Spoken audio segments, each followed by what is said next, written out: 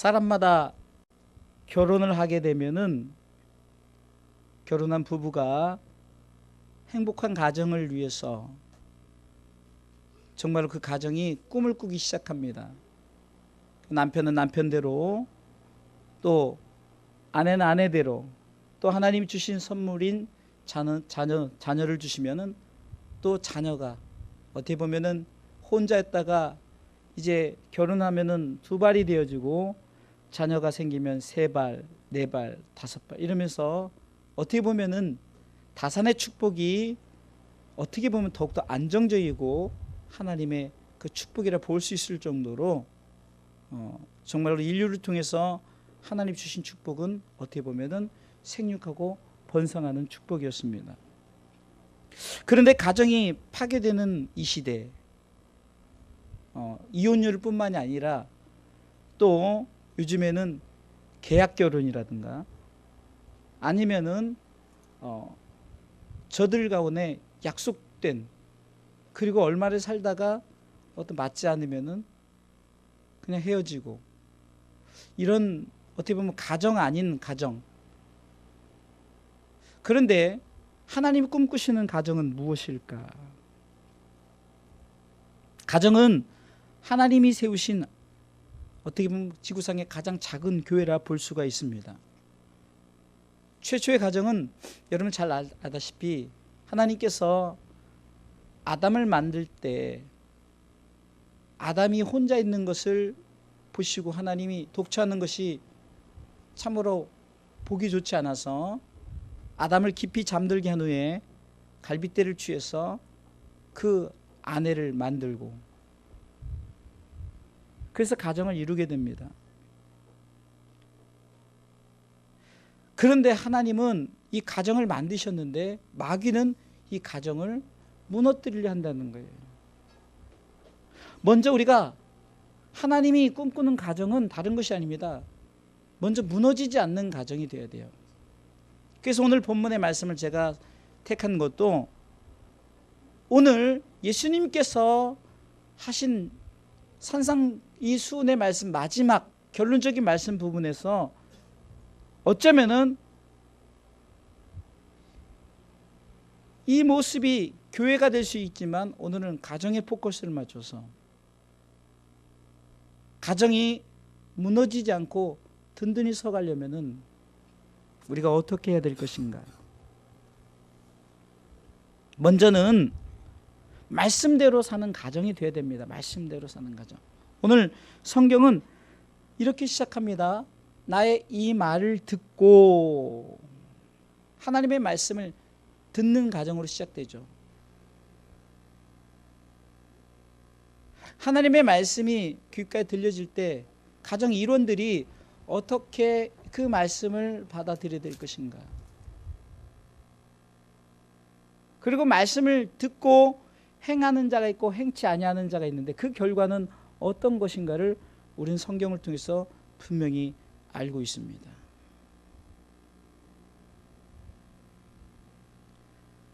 한마디로 우리 하나님께서 원하는 것은 말씀대로 세워지는 가정이요, 이 말씀은 곧 예수 그리스도요, 예수 그리스도를 믿는 가정이 되기를 주님의 이름으로 축원합니다. 사도행전 16장 31절 말씀에 주 예수를 믿으라, 그리하면 너와 내 집이 구원을 얻으리라.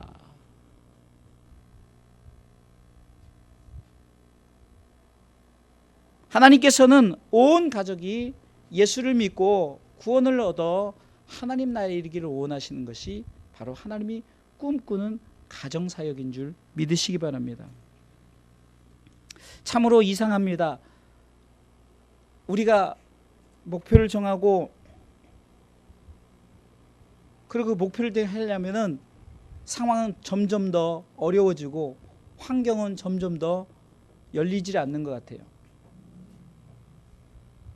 올해 가정사역을 우리가 정말로 잘해보자, 온 가족을 그리스도께로 하자 하지만 특별히 5월 가정의 달에 오늘 첫날 예배를 드리는 게 오히려 더 상황이 안 좋고, 예배 드리는 수뿐만 아니라 각자의 교회 그 가정들의 상황 속에서도 예배 드리지 못하는 상황도 되고 또 그런 환경도 되어버리고, 마귀는 이렇게 끊임없이 자꾸 우리로 하여금 하나님 꿈꾸는 가정을 이루지 못하게 하려고 갖은 계략을 가지고 나갑니다. 이것이 어쩌면은 우리가 이 마귀의 계략 앞에서 우리가 어떻게 승리해야 될 것인가. 요한일서 2장 15절로 17절에 보면 육신의 정욕, 안목의 정욕, 이색의 자랑이 나옵니다. 어쩌면은 우리가 먹고 사는 문제, 우리가 어쩌면은 이 땅에서 좀 웰빙 잘 살려고 하다 보니까 하나님을 등한시하게 되고 예배가 등한시 되어지고 가정이 제일이라는 그런 어떤 목표 아래 나가지만 하나님이 원하시는 가정, 하나님이 꿈꾸는 가정은 그냥 가정이 행복한 가정만을 말하는 것이 아닙니다.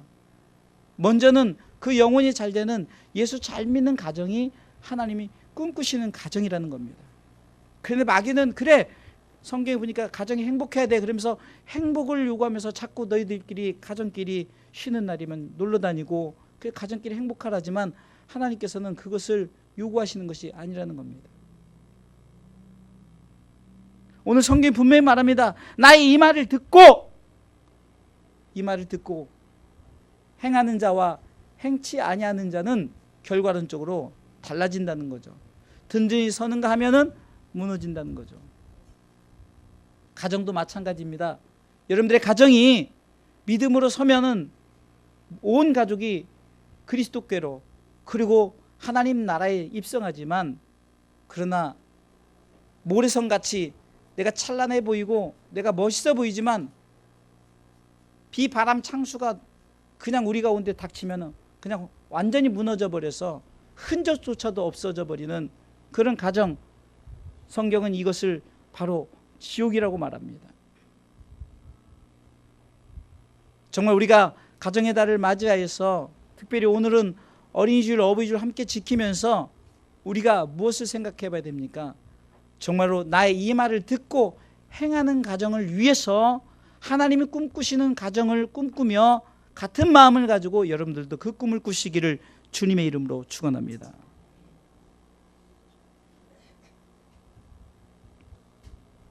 첫 번째는 이런 가정이 되게 하소서. 첫 번째는 어떤 가정이 됩니까? 반석 위에 세우는 가정이 되기를 주님의 이름으로 축원합니다. 말씀을 듣고 행하는 자를 반석 위에 바로 세운 가정이다라고 말하죠. 반석 위에 세운 가정. 어쩌면은 이 반석 위에 세운 가정, 이 반석 위에 세우는 가정의 이 주춧돌은 바로 남편의 역할이라고 생각됩니다. 사도행전 16장에 방금 전에 언급했던 말씀을 통해서 바울이 복음을 전할 때 1차적으로 복음을 받아들였던 자는 바로 그 빌립보 감옥의 간수였습니다. 그러나 그 간수가 자신이 먼저 예수 그리스도 영접한 후에 그 바울과 사역자들을 데리고 가정에 가서 온 가족이 세례를 받고 구원을 받는 놀라운 기적의 역사가 일어납니다. 이렇게 남편의 역할이 중요합니다. 남편이 먼저 반석 위에 세워지시기를 주님의 이름으로 축원합니다. 그 반석의 대표적인 인물은 우리가 잘 알다시피 마태복음 16장에 나오는 바로 베드로를 말합니다. 베드로 이름 자체가 페트라스 곧 반석이란, 이 베드로란 이름이 반석이다. 많은 사람들이 나를 누구라 하느냐 했을 때 각기 그 당시에 어쩌면은 그 유명하고 뜨는 능력자, 권력자, 어떤 힘 있는 자를 생각할 수 있지만,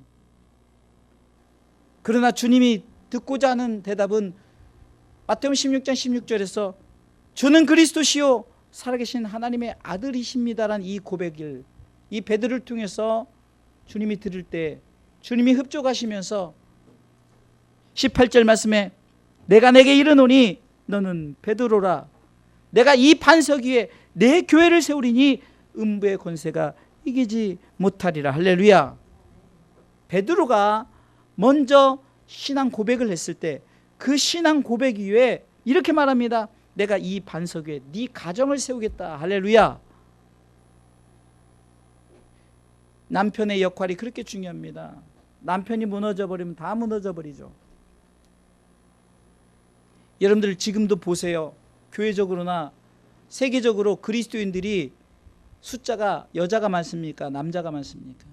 여자가 압도적으로 많습니다. 원래는 남자가 압도적으로 많아야 되는 거예요. 지금도 남편의 핍박 때문에 어렵게 신앙생활하는 그 아내들이 얼마나 많은 줄 아십니까? 우리 주사랑교회도 지금 보면은 남자들의 수가 훨씬 적잖아요. 중요한 것은 남편의 역할을 통해서 나는 여자니까 라는 그런 개념이 아니라 역할이라는 거죠. 내가 남편으로서, 내가 영적인 남편으로서, 여기 있는 모든 성도들 영적인 남편으로서 내가 어떤 역할을 해야 되느냐, 반석 위에 든든히 세우는 일을 먼저 감당하시기를 주님의 이름으로 축원합니다. 여러분들, 반석의 반대는 오늘 본문에는 모래를 말하고 있습니다. 모래성을 얘기하고 있죠.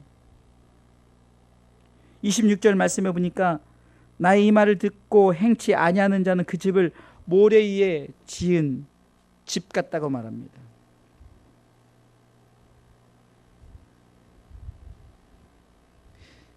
우리가 어렸을 때 그 모래성,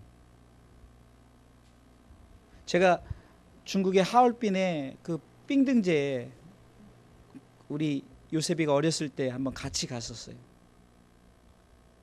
그 얼음으로 멋진 정말 성 같은 거, 별 같은 진짜 미로도 만들고 어쩜 그렇게 참 잘 만들었나. 그런데 그 삥등제는요, 햇빛이 비춰지면 그 모든 아름다운 건축물들이 다 녹아서 없어져 버립니다. 잠깐뿐이라는 거죠. 설교를 준비하면서 그때 그것이 생각나요. 그때 화려함과 정말 그때 휘황찬란하고 야 정말 감탄, 정말 멋있다. 그러지만 햇빛이 쨍쨍 쬐버리니까 다 녹아버린다는 거죠. 어쩌면은 우리가 꿈꾸는 말씀 안에 살지 못하는, 반석 위에 세우지 못한 모래에 지은 집, 이렇게 얼음으로 지은 집, 결국은 장애물이, 어떤 장애물이 있으면 그 장애물 때문에 결국은 다 없어져 버리, 산산조각이 나버리고 결국은 다 녹아 없어져 버린다는 거죠. 그러나 이 남편이 중심이 되어서 하나님의 말씀을 주초로 삼고 이 말씀을 중심으로 가정을 꾸려나갔을 때 절대로 비록 작은 반석이지만 결코 무너지지 않는다는 사실을 기억하면서 절대로 음부의 권세가 이기지 못한다는 마태복음 16장 18절의 말씀처럼 우리가 반석되어서 우리의 가정을 반석 위에 세운다면 결코 음부의 권세가 해하지 못하는, 그래서 가정이 하나님이 꿈꾸는 가정으로 세워진다는 것을 기억하면서 우리 남편의 역할을 생각하면서 먼저 된 남편들, 그리고 영적인 여러분들은 가장이라는 거예요. 먼저 믿는 자들, 여러분들이 반석 위에 든든히 세워나가는 가정을 이루시기를 주님의 이름으로 축원합니다. 두 번째 이런 가정이 되게 하소서는요, 오늘 본문의 말씀을 통해서 지혜가 넘치는 가정이 되기를 주님의 이름으로 축원합니다. 오늘 본문의 말씀을 통해서 24절에 이렇게 우리 다 같이 읽어볼까요? 읽어봅니다. 그러므로 누구든지 나의 이 말을 듣고 행하는 자는 그 집을 반석 위에 지은 지혜로운 사람 같으니. 아멘. 주춧돌을 놓는 남편의 역할, 반석의 역할이 있는가 하면은 그것을 잘 꾸려나가는 지혜로운 바로 아내의 역할이 있다는 것입니다. 잠언서 9장 1절에는 지혜가 그 집을 짓고 7 기둥을 다듬는다로 말합니다. 남편이 힘 있는 것 같지만 그래도 교회를 전체적으로 운영하고 가정을 운영하고 가정을 가꾸는 진짜 주인은 아내 아닌가요? 저희도 보면은 이 아내의 역할이 지혜롭지 않으면은 결코 가정을 잘, 어떻게 보면은 옆에서 보디가드식으로, 아내가 그 역할이 얼마나 중요한지 모릅니다. 성경에 보면은 아비가일이라는 여인이 나오는데요, 이 아비가일이라는 여인은 나발이라는 사람의 아내였어요. 근데 이 나발이라는 사람이 다윗이 도피 중에 있는 중에 도움을 요청했을 때 이 나발이 다윗을 무시합니다. 그때 아비가일이 먼저 앞서가서 그 다윗에게 남편의 무례함을 용서해달라고 구하면서, 저가 정말로 그 다윗의 군사들과 먹일 것과 그것을 준비해가지고 다윗에게 찾아갔을 때 다윗이 아비가일에게 이렇게 말합니다. 사무엘상 25장 33절 말씀에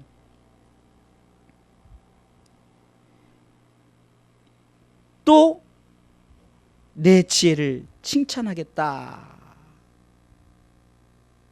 아비가일에게 네 지혜를 칭찬하겠다라고 말합니다.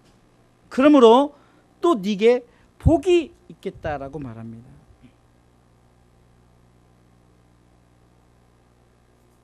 그러면서 오늘날 내가 피를 흘릴 것과 친히 보수한 것을 내가 막았다라고 말합니다. 한마디로 다윗이 화가 나서 네가 만약에 이렇게 지혜롭게 행하지 않았으면은 내가 네 집안의 모든 남자들은 다 죽여버리려고 했다는 거예요. 그런데 이 지혜롭게 행한 아비가일을 통해서 그 나발의 가정을 하나님께서 보호해 주십니다. 그럼에도 불구하고 나발은 결국은 스스로가 다윗의 어떤 위용 앞에 스스로 굳어져서 어떻게 보면 심장마비로 죽어버리긴 하지만, 결국 이 아비가일은 다윗의 아내가 되지 않습니까? 이것은 어떤 사건을 통해서 세상 만사를 얘기하려는 것이 아닙니다. 우리 그리스도인들은 지혜로운 자가 되시길 주님의 이름으로 축원합니다. 다윗은 어쩌면 예수 그리스도의 예표죠. 예수를 중심된, 그래야 결국은 우리가 주님의 신부가 되는 것을 말하는 거예요. 나발은 어쩌면 세상 힘과 권력과 내게 주어진 어떤 욕심들, 이런 것일 수가 있죠. 그런 것들이 예수 앞에서 막 힘을 자랑하고 내 권력을 자랑하고 명예를 자랑하고 돈을 자랑하지만, 그러나 결국은 모든 만물이 예수 앞에 굴복당할 것을 빌립보서 2장을 통해서는 분명히 말씀하고 있습니다. 모든 만물이 그 발 앞에 엎드려, 10절 11절에는 모든 만물이 그 발 앞에 엎드려 영광을 돌리며 찬송케 하는,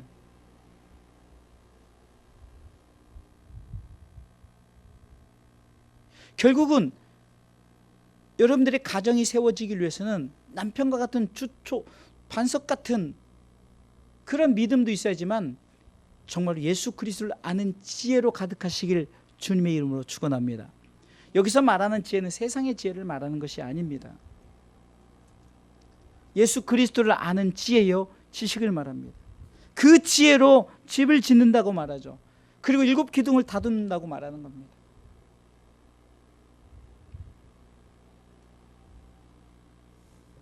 또 한 여인을 소개합니다. 요게벳이란 이 여인은 모세의 어머니입니다.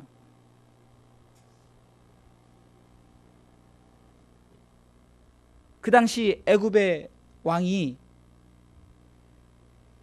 그 이스라엘 백성 이 다산의 축복을 통해서 막 엄청나게 막 민족의 수가 많아지니까 이제는 아이들이 태어나면 죽인다는 시켜서 법적으로 선포를 해놓는 거예요. 근데 이 지혜로운 이 요게벳은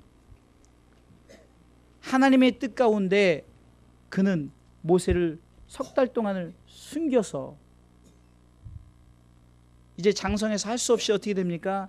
나일 강가에 그 갈대 상자에 담아서 어떻게 보면은 보내버리죠. 결국은 하나님께서 이 모세란 사람을 통해서 민족을 구원하는, 결국은 뭡니까? 이 요게벳의 지혜는 민족의 구원자 모세를 예비하고 준비했다는 거죠. 진정한 지혜는 무엇을 말합니까? 우리도 마찬가지입니다. 진정한 우리의 구원자 예수 그리스도를 준비한 지혜는 뭡니까? 우리는 마치 마리아가 성령으로 잉태되어서 기쁨으로 그것을 받아들이고 그것에 대한 감사와 감동과 감격으로 살아갔던 것처럼 우리의 지혜는 예수 그리스도를 맞을 준비하는 지혜가 있으시기를 주님의 이름으로 축원합니다. 하나님의 뜻을 준비하고, 이것이 바로 아내의 역할이라는 거예요. 또한 성경에 그 모세 안에 십보라라는 인물이 나옵니다. 모세가 사명을 받고 이제는 하나님의 거룩한 뜻을 이루려고 하는데 하나님이 모세에게 걸린 것이 하나 있는데, 그것은 뭡니까? 바로 그 아들에게 할례를 하지 않은, 창세기 17장 9절에 14절에 보면 할례 언약이 있는데, 이 할례의 언약은요 하나님과의 약속입니다. 근데 그것을 행하지 않자 하나님이 모세를, 이 사명자 모세를 죽이려고 하는 거예요. 그때 이 지혜로운 여자 십보라가 빨리 아들에게 할례를 행합니다. 출애굽기 4장 24절로 26절의 내용입니다. 그 하나님께서 모세를 죽이지 않아요. 그때 이 십보라가 이 모세에게 당신은 나의 피남편이다 라고 이렇게 말하는 25절 말씀이 있죠. 이 말합니다. 이 말은 당신의 아들의 그 피로 당신이 살았다는 거죠. 당신의 아들의 피로. 만약에 할례를 행하지 않았다면 당신은 죽었을 겁니다. 영적인 의미로 보면은 바로 그겁니다. 우리에게 주어진 구원의 표식인 이 할례. 바울은 이 할례를 이제는 육적 할례가 아니라 영적인 할례를 하는 거죠. 이것은 마음의 할례를 하는 거죠. 진정한 지혜는 뭡니까? 주 예수를 믿는 것입니다. 마음의 할례를 받는 것입니다.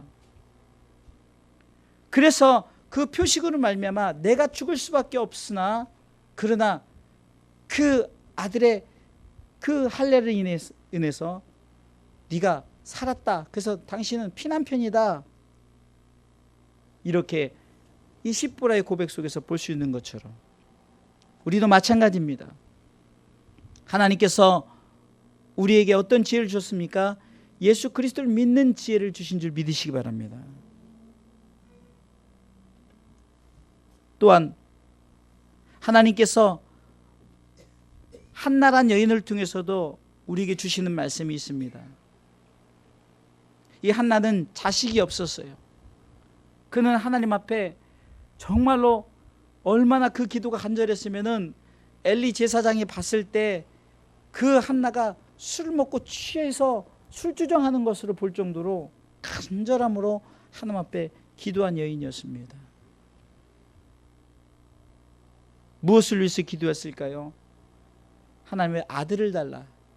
그 아들은 누구였습니까? 사무엘이었습니다. 그 사무엘은 어떤 자였습니까? 바로 이스라엘 민족의 선지자 아니었습니까?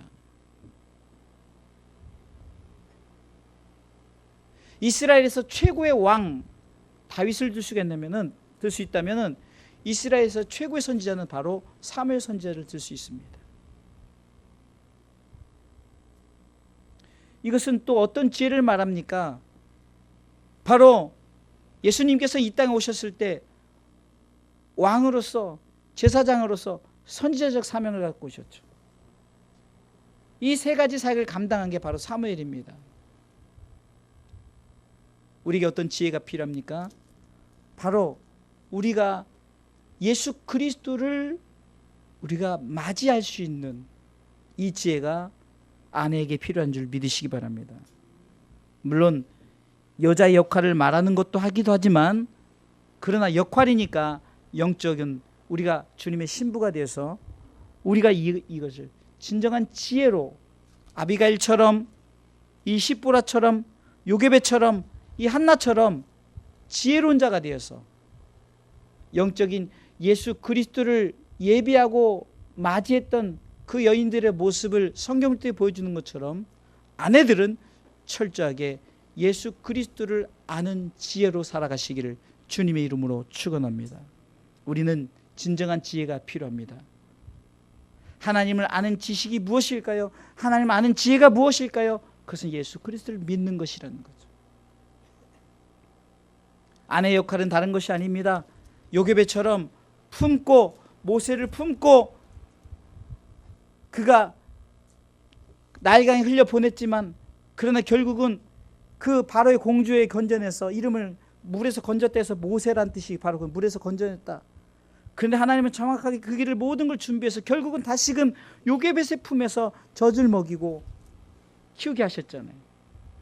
여러분들 그 상황에 여러분들이 만약에 요게벳이 입장이라면은 젖을 먹일 때마다 무엇을 가르쳤겠냐고요. 그것은 바로 이스라엘의 쉐마 교육, 신명기 6장 4절의 말씀, 들으라 이스라엘아, 하나님은 한 분이시. 너는 마음을 다하고 힘을 다하고 뜻을 다하여 목숨을 다하여 주 너의 하나님을 사랑하라.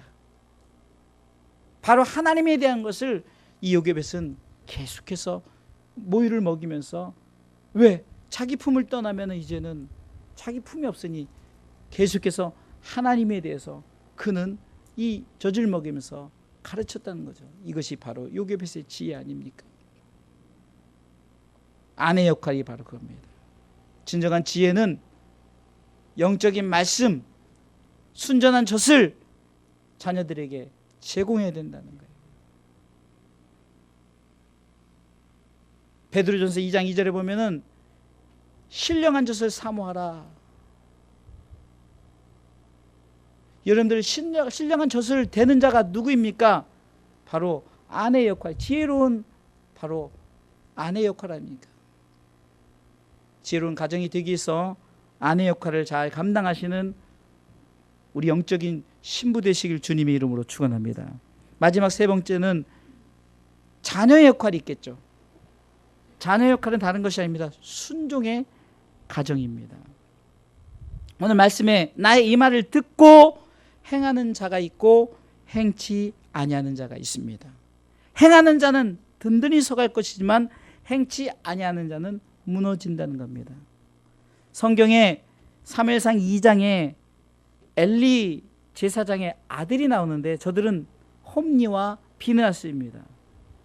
근데 그들은 하나님 보시기에 어떤 자였습니까? 사무엘상 2장 12절에 보니까 이 엘리의 아들들은 불량자라 여호와를 알지 아니하더라. 아니 말이 됩니까? 목사의 자녀들이 여호와를 알지 못한대요. 그런데 중요한 것은 여호와를 알지 못한다는 것이 그냥 교회를 안 다녔다? 이것이 아니라는, 교회를 다녔어요. 왜? 저들이 그 엘리 제사장의 제사 지내는 곳에서 그냥 불법을 행하면서 자기 마음대로 하면서, 근데 중요한 것은 교회를 다니긴 다니는데 알지 못했다는 거죠. 이 말은 뭡니까? 하나님의 말씀을 듣고 행하지 않았다는 거예요. 얼마나 많은 말씀이 엘리 제사장을 통해서 들려졌겠냐요. 그러나 듣고 행하지 않고, 듣긴 들었는데 그냥 무시해버리고 마음대로 무너져 버렸습니다. 어떻게 무너졌습니까? 하나님은 저들을 통해서 사무엘상 2장 17절에 이렇게 말합니다. 이 소년들의 죄가 여호와 앞에 심히 크다. 그러면서 그들이 여호와의 제사를 멸시했다. 예배를 멸시했어요. 자기 마음대로, 자기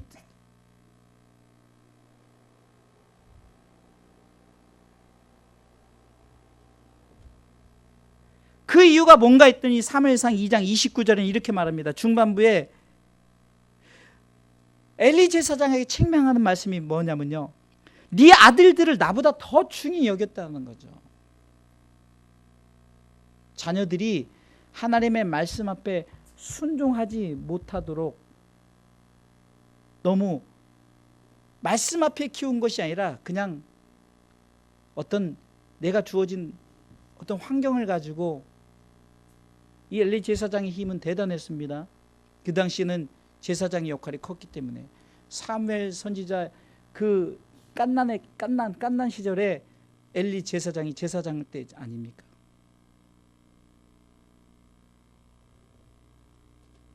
결국 그들은 어떻게 됐습니까? 그들은 전쟁이 일어났을 때 여호와의 법궤도 뺏길 뿐만 아니라 전쟁에서 죽임을 당했어요. 그리고 엘리 그 대제사장의 그 가문이 몰락을 당하는데 그 소식을 듣고 나이가 많고 비도 나고 그 엘리 제사장은 그냥 자빠져서 목이 부러져 죽어버립니다. 그리고 그 소식을 들은 그 홈냐 비나스의 아내는 어떻게 됩니까? 난산을 하죠. 지난번에 말씀을 드렸던 사무엘상 2장 30절 말씀에 보니까 나를 존중히 여기는 자는 내가 존중히 여기고 나를 멸시하는 자는 내가 경멸히 여기리라 후반부에 말씀드렸죠. 나 여호와가 말하노니 결단코 그렇게 아니하라면서 나를 존중히 여기는 자를 내가 존중히 여기고 나를 멸시하는 자를 내가 경멸히 여기리라.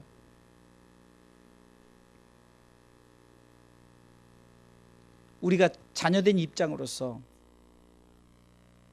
하나님의 아들된 입장으로서 우리가 하나님의 말씀을 받을 때 하나님의 말씀을 존중히 여기시길 주님 이름으로 축원합니다. 내가 만약에 그것을 경멸히 여기면은 결국은 우리도 경멸히 여기는 거예요. 나의 이 말을 듣고 행하는 자, 행치 아니하는 자가 있다는 거죠.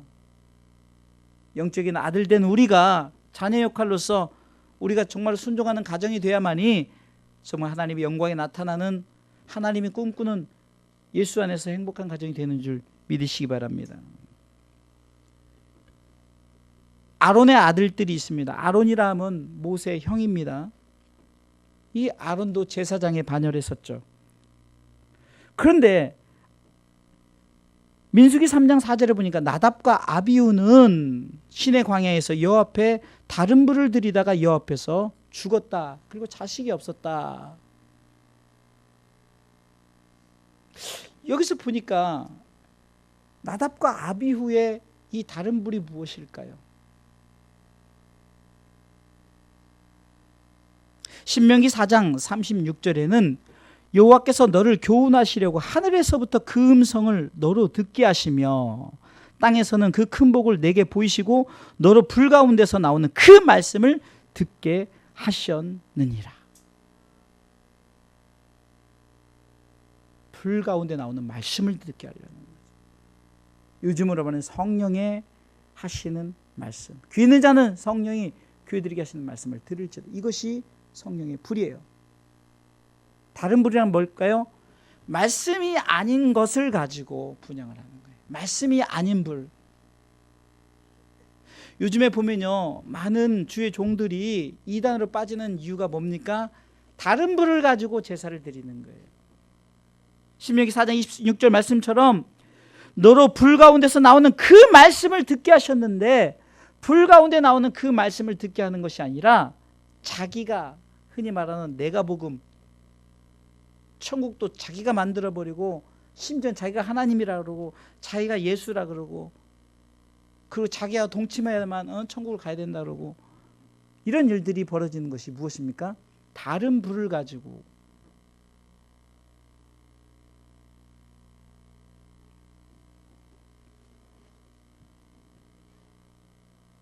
결국은 레위기 10장 1절로 2절에 보면은 같은 나답과 아비후에 대해서 레위기에서는 뭐라고 말하고 있냐면요, 여호와께서 원하시지 않은 다른 불로 해서 불이 나와서 삼켜서 그들을 죽여버려요. 한번 읽어볼까요? 불이 여호와 앞에서 나와 그들을 삼킴에 그들이 여호와 앞에서 죽습니다. 참으로 이상하죠. 그 불의 말씀인데 그 불의 말씀이 죽여버리는 거예요. 요한계시록에 보면은 하늘에서 내려오는 불이 있는데 그 불이 사람을 죽여버립니다. 이렇게 여호와의 말을 듣고 행하는 자와 행치 아니하는 자에 대해서 성경 분명히 말하고 있어요. 역대 왕 중에 그 이스라엘의 그 역대 왕 중에 그 히스기야란 왕은 참으로 그 왕들 중에 그 유대 왕들 중에 그나마 성전 개혁도 하고 유월절도 다시금 회복시키고 또한 국가적으로도 여러 가지 사업을 통해서 굉장히 큰 일을 했어요. 근데 자녀들은 그렇지 못했어요. 열왕기하 21장에 보니까 이 아들이 이제 히스기야가 주니까 므낫세라는 왕이 되는데 12살 때 왕이 되거든요. 근데 2절에 보니까 므낫세가 여호와 보시기에 악을 행했다. 그러면서 우상을 받아들여요. 우상.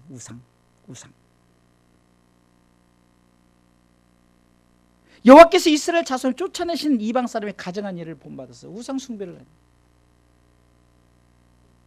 하나님 보시는 악이 뭡니까? 다른 불이라는 거예요. 다른 말씀. 다른 말씀 뭘까요?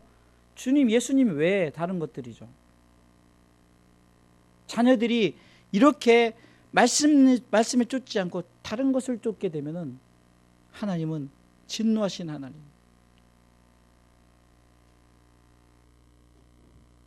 오늘 본문의 말씀을 통해서 결론을 내린 것이 바로 이겁니다. 우리가 말씀을 통해서 남편의 역할, 아내의 역할, 자녀들의 역할을 우리가 생각해 봤습니다. 물론 그냥 보여지는 내가 남자이기 때문에 남편으로서, 내가 아내이기 때문에 아내로서, 내가 자녀이기 때문에 자녀로서 받아들여도 되지만 우리 모두는 이 세 가지를 다 받아들여야 되는 거예요. 가정적으로는 남편의 역할, 아내의 역할, 자녀들의 역할이 있지만 그러나 영적으로는 우리 모두가 이것을 다 받아들이는 가정이 돼야 돼요. 그것은 뭡니까? 말씀 앞에 우리가 신앙생활하는 가정 되시길 바랍니다. 또한 지혜가 뭡니까? 예수 그리스도를 아는 지혜. 주 예수를 믿으라. 그리하면 너와 내 집이 구원을 받으라. 이 지혜로는 아내의 모습을 가진 가정이 되시길 주님의 이름으로 축원합니다. 또한 우리가 말씀을 받아들이는데 받아들이고 그것을 행한다는 것은 완전히 내가 믿고 그것을 내 속에 받아들인다는 거죠. 그런 자에게 영원한 생명을 우리에게 주신 줄 믿으시기 바랍니다. 결국은 요한복음 3장 16절 말씀처럼 우리 주사랑교회 성도들의 가정은 남편으로서 아내로서 자녀로서의 그 역할이 내 속에 마치 그것이 다 하나가 돼서 내 속에 받아들일 때 결국은 하나님이 세상을 이처럼 사랑하사 독생자를 주셨으니 내가 예수 그리스도를 믿음으로 알면 나는 결국은 멸망치 않고 영원한 생명을 얻는다는 것. 우리 주사랑교회는 주 예수를 믿으라. 그리하면 너와 내 집이 구원 곧 멸망치 않고 영원한 생명을 주신다는, 그래서 온 가족을 그리스도께로 인도하는 이 사명이 우리에게 필요한 거예요. 숫자 한 명 더 늘리려고요? 그게 아니죠. 여러분들의 가정 속에 신앙생활하다 여러 가지 또 환경과 여건에서 신앙생활을 못한다면요, 그것 때문에 가슴 아파야 된다는 거예요.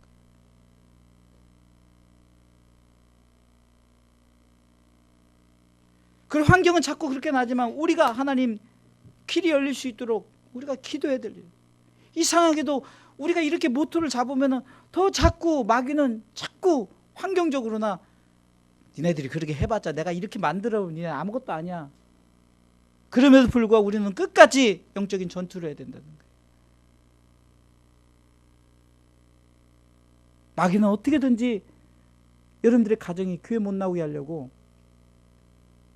가정의 달을 맞이해서 더욱더 이렇게 우리 가운데 역사하는 거예요. 그러나 오늘 말씀처럼 내가 아내로서, 남편으로서, 아내로서, 이 자녀로서의 그 역할을 세 가지를 다 수용하십시오. 그리고 오늘 말씀처럼 나의 이 말을 듣고 행하는 자, 반석 위에 세운 지혜로운 사람 없다. 이 한 문장 속에 우리는 남편과 아내들과 그 자녀 역할을 다시 한번 생각하면서, 아 그렇구나, 하나님이 원하시는 꿈꾸는 가정이 무엇인가, 그건 예수를 믿고 온 가족이 구원받아 천국 가는 것이 하나님의 소원이구나.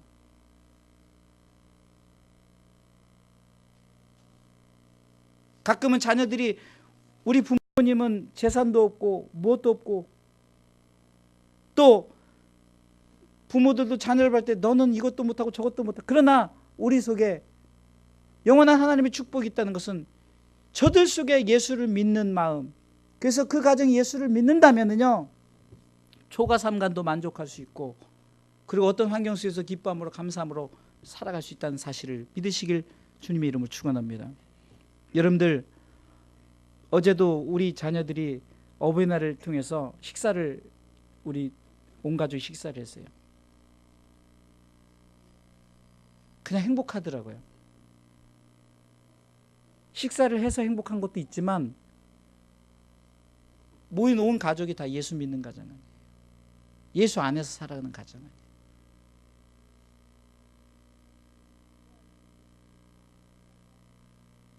해외여행 제주도 여행은 안 보내줬어도 예수 안에서 함께 식사를 할 수 있다는 것.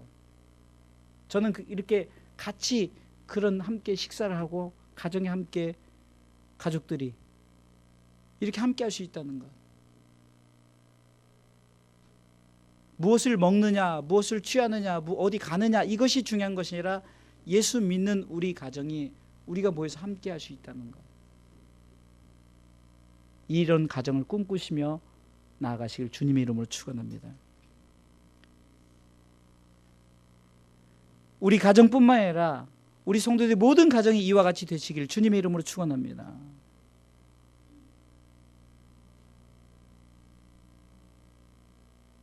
잠언서 17장 1절은 많은 것이 있어서 다투는 것보다 마른 떡 한 조각으로 행복한 가정이 행복하다는 거죠. 이 말은 뭡니까?